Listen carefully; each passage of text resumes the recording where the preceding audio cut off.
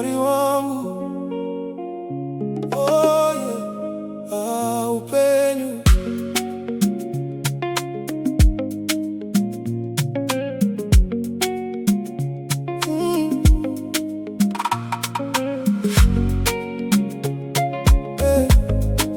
Mwari wangu, oh yeah, upenyu.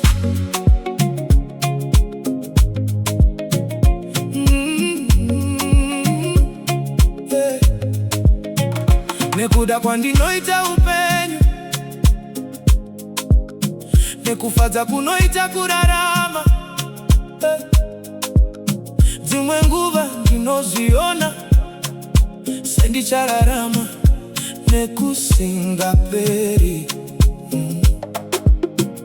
Asi pandinotarisa shure kwandakabva nemakore apfuura, pandaiseka navo mazuva ose, nhasi vazhinji havachipo. Makore akamhanya semhepo, nguva ina kumbomira. Zvose zvandaimboti ndezvangu zvava kungova ndangariro.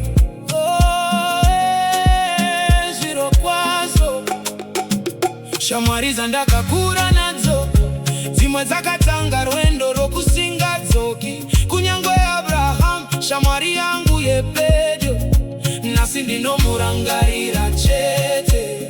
Ndobva ndazvibvunza, koni zuva rangu parinosvika ndichava papi?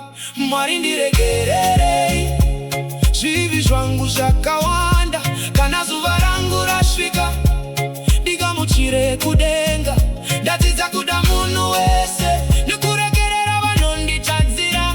Rudo runofukidza zvose, ndirwo pfuma isingaperi. Ndiregererei Baba, Mwari, rudo haruperi. Ndakatarisa mafambiro wangu, ndikaona kukanganisa kukuru. Ndakavenga vamwe ndisingaregereri vana venyu. Ndakambova mombe yemashanga, ndisingazivi nzira yechokwadi. Asi nhasi ndinoziva kuti kunaka kunokunda zvakaipa. Handichadi kukarira mari, kupfuura kukoshesa vanhu. Rudo ndirwo runosimudza, runobatanidza mwoyo yose. Handadzidza kana upenyu uri wechinguvana, ngatidandanei tichiripo.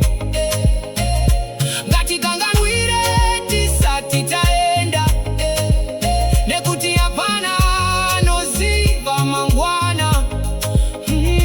Pfuma ichasara, mukurumbira uchape.